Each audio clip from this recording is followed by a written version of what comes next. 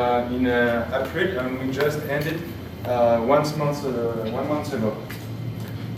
So what was the RIVER-LAC project about? The scope was quite ambitious. We wanted to do many things, and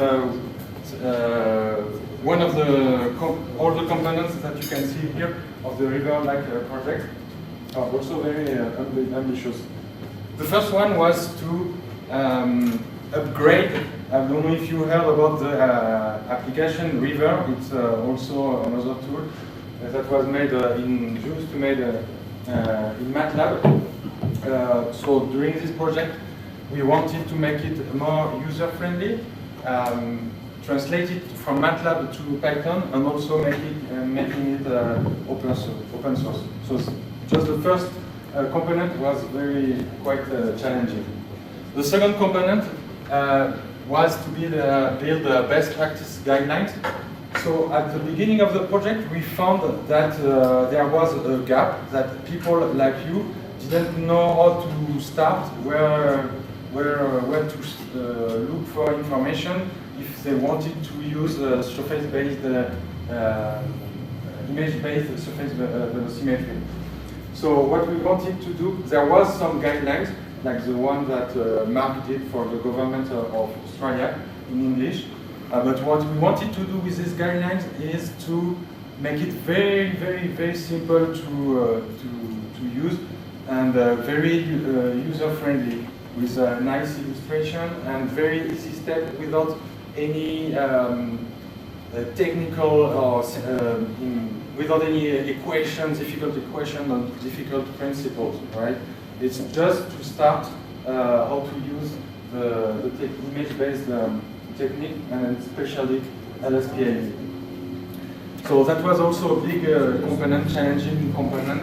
And the third component was to implement two fixed LSPAV stations in 2 different places in Argentina. One in Córdoba, where I live, and also one in Buenos Aires with INA, which is the National Institute of Water in Argentina, part also of the consortium. So as I said, River, now the new version of River is a Python backend. It's a React front end. Maybe you are not aware of this language, but it doesn't really matter. That's the language we use for web application. It has a CLI for advanced automation, so a command line interface. If you want to use River with your own needs and to use just the source code, you can use the CLI. And we try to make it very simple to use, without any difficult parameters to guess. The idea behind the workflow was to make to input a video and click next until you have a discharge. That's what you want in general. And in case you want more, you want to use the source code, you also can, because it's in GitHub repository. It is also a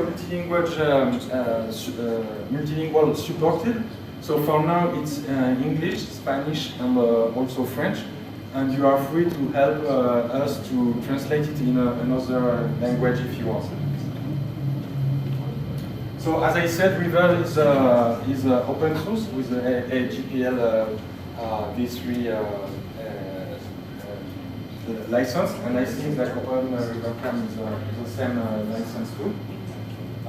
So this is the new workflow of River. I don't know if you are going to see very well, but since in few minutes we will do in the workshop some tests with the same software. So we divided in 3 specialized workflows that we will see later. Then we have the calibration. That means we transform the pixels to real-world coordinates. You can use multiple cross-section and bathymetry. You can also always use advanced processing options if you want, but not at first sight. At first sight, it's very simple. You will only see the next button to go to the next step. Well, we need to skip this one. So if you are into code, you can go to the repository. There is also some Jupyter notebooks examples, so you can see how the code is working.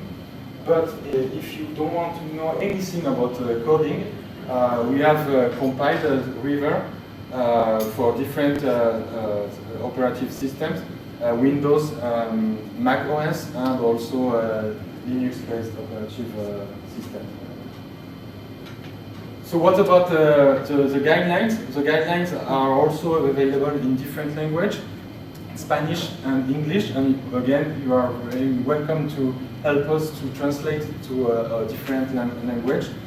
So as I say, it covers LSPIV principles from the field to the office, all the steps for field and office. And as I said, I want to emphasize on this, it's very accessible to beginners. And if you want to go a bit further, we have put all the more difficult stuff in the appendices, in the annex. So yeah, we made it with a progressive learning approach. And I insist, it's very, if you haven't seen it yet, you should read it. If you don't know anything about LSPIV, I think it's a very, it's a document that it will help you to start out. What are the steps? What is the technique? And in the footer of the guidelines, there is a sentence. It's if it feels complicated, that means we didn't explain it well. And this is really the philosophy that is behind the guidelines. And we made it with the same philosophy we built River. That being said, you can use the guidelines for, it's not written for a specific software, it's written for every software that you are going to prefer. Yeah, so, and we work with a graphic designer to make us also very beautiful visuals to help you to understand better. So if you haven't downloaded it yet, I encourage you to do so. And the third component, as I said, was the implementation of 2 LSPIV fixed stations in Cordoba, which is, so this is Argentina.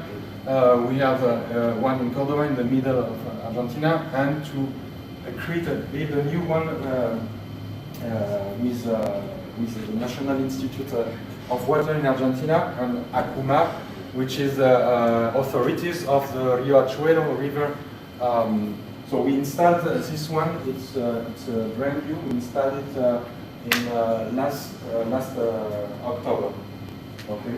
And all the stations are working with low-cost hardware with Raspberry Pi. One of the success that was not expected during the project was we also, as Salvatore said at the beginning, we need the water level. And at this particular section, we had a sensor. We had that was a radar, that was an ultrasonic sensor to measure the water level, but it was from another company. They didn't give us the access to the data, so we thought it was a good opportunity to also try a model that we have been working for a couple of years now, that is water detection. So we can also make with the same station water level monitoring. Okay, and so once we had the data from the other sensor, we could compare all the AI level was going with the other sensor. So from once we are recording from each station, we are sending all the information to our servers, and all the information is visible on the web application. You can see all the level value, discharge values, with the level of the battery of the station and other information. So the result, this is the result from the LSPAV station in Córdoba. It was installed for many years now, so we have way more data than the one in Buenos Aires. Because in Buenos Aires, since we installed the fixed station, it didn't rain at all, so we have only a few points. But right now, Buenos Aires is underwater, so I'm expecting way more points on the rating curve.